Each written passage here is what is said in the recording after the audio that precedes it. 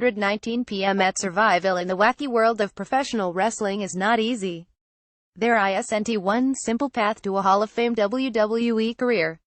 You have the good-looking babyface archetype, who becomes the crowd favorite by being an amazing talent on the microphone or in the ring, and on rare occasions, both. There's the evil heel who torments audiences with mean-spirited barbs and unfair tactics. There are, of course, varying degrees of gray between the babyface and the heel, but then there is a type of wrestler who stands out from all the rest: the monster. Seth Rollins' recovery from his knee injury put his character development in an interesting place, resulting in a storyline that has led to an intriguing partnership for SummerSlam. Everything you need to know about WWE SummerSlam match cards, results, news, features, history and more from ESPN.com. At NXT TakeOver Brooklyn 3, the pressure is on for the entire WWE roster, not just those featured on the card. Paul Triple H Levesque looks at the matches and discusses the opportunities at hand for all of the superstars involved. The monster has always been an integral part of professional wrestling. In the golden era of wrestling, these monsters would go from territory to territory, scaring children and terrorizing the babyface star. The role was critical because the monster was an attraction who put butts in seats while also making the top babyface in each territory look larger than life. Nothing is more heroic than conquering the unbearable monster. Invariably, the monster gets beaten, and sometime later another will come along. Hulk Hogan, for example, in his time in WWE, took down King Kong Bundy, Andre the Giant, Kamala, Zeus and Earthquake, just to name a few. Only the most special monsters have a legacy beyond their initial gimmick that gets fed to a top star. Braun Strowman appears to have the makings of that kind of monster with a legacy. Yes, he is a giant. Yes, he has an interesting and terrifying look, with superhuman strength to boot. His performances over the last year have been magical, but when you look at the real life of Adam Scherr, the man behind the monster among men, you can see a lot of things that could lead you to believe that this man is the real deal. Lucas Schulz, a Vanguard's Getty image, said might be tough to believe when you first look at him, but Scherr wasn't always towering over everyone in his life. You know, I wasn't too much out of the spectrum of normal until I really started high of school, said Strowman, during a recent appearance on Cheap Heat. Literally, my freshman year, I was a 5'8" or 59, 180-pound little butterball. When I graduated high school, I was 65 and 305. I think I swallowed a magic bean pill. Scherr was a three-sport athlete in his small high school in Sherrills Ford, North Carolina, where he was on the football, wrestling and track teams. Shot put and discus, he said. Me throwing things, go figure. Since early 2017, Strowman has been in the midst of an absolute battle with Roman Reigns that has helped elevate Strowman to the highest levels of WWE. So what does he think about his on-screen rival? I solely trust my partner going out there, and especially the guy I'm working with, Roman. There's not another talent on this planet like him. He is the best, if not the best in the ring, hands down.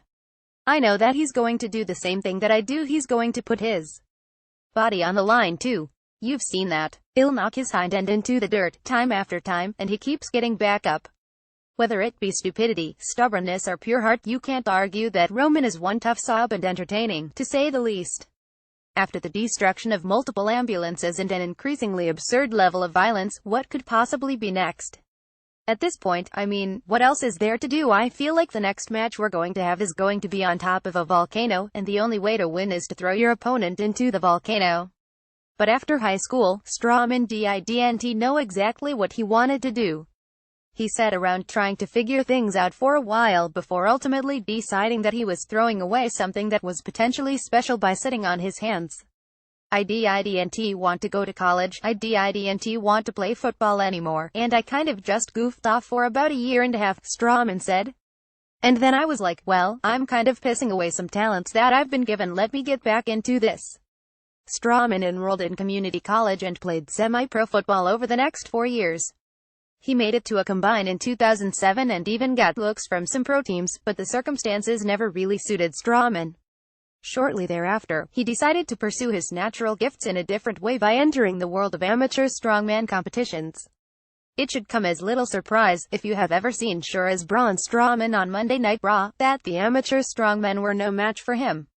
I think that was one of my last amateur competitions before I won North America's Strongest Man in 2011, Strowman said of one such performance in the West Kerry Barbell Festival of Power Strongman contest. It was kind of just a warm-up to dust the cobwebs out. It wasn't too fair to the guys I went out there and competed against. Most of my contests were that way until I reached the pro level. Strowman was already in the process of becoming a pro, and traveled to the Arnold Classic for the first time in 2010. Several important things happened at that event, which ultimately led Strowman down the path he's on today. Most notably, he met another strong man named Mark Henry. He's been a man that I've looked up to for a long time. He's the biggest reason I'm a WWE superstar today.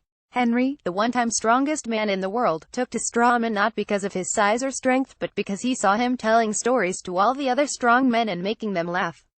Braun Strowman has stood toe-to-toe with the best that WWE has to offer without blinking an eye, thanks in large part to an in-ring charisma that puts him head and shoulders above the unidimensional monsters of previous generations. Vaughn Ridley for ESPN. He took a liking to me and saw that not only did I enjoy going out there and lifting the weights, but I was a ham, Strowman said. I enjoyed getting the crowd involved because the louder they screamed for me, I felt like the stronger I became. I fed off that energy. I knew he wouldn't crack in front of an audience, Henry recalled. WWE noticed that too, and the rest is history, said Strowman, who signed with the WWE in 2013. Now I'm main eventing SummerSlam. This Sunday night event in Brooklyn is undoubtedly a big deal for Braun Strowman, as he shares the second biggest stage in sports entertainment with three of the preeminent stars in this world: Brock Lesnar, Roman Reigns and Samoa Joe. But what comes after Sunday? How does sure keep Strowman from going down the path of monsters who have come before him? For every Undertaker, there are 20 Kamalas. I'm not one of those guys that sits here and goes, well, if I can just do this or that. I'm gonna keep doing what I've been doing, and that's going out with my peak performance, giving 100%, breaking new things out, and continuing to make you go, oh my god, what else can he possibly do? If you love me, you love me, and if you hate me, you hate me, but you're going to get me, said Strowman. I'm going to give you everything I've got, I'm going to put my body on the line, and I'm going to entertain you. Plain and simple.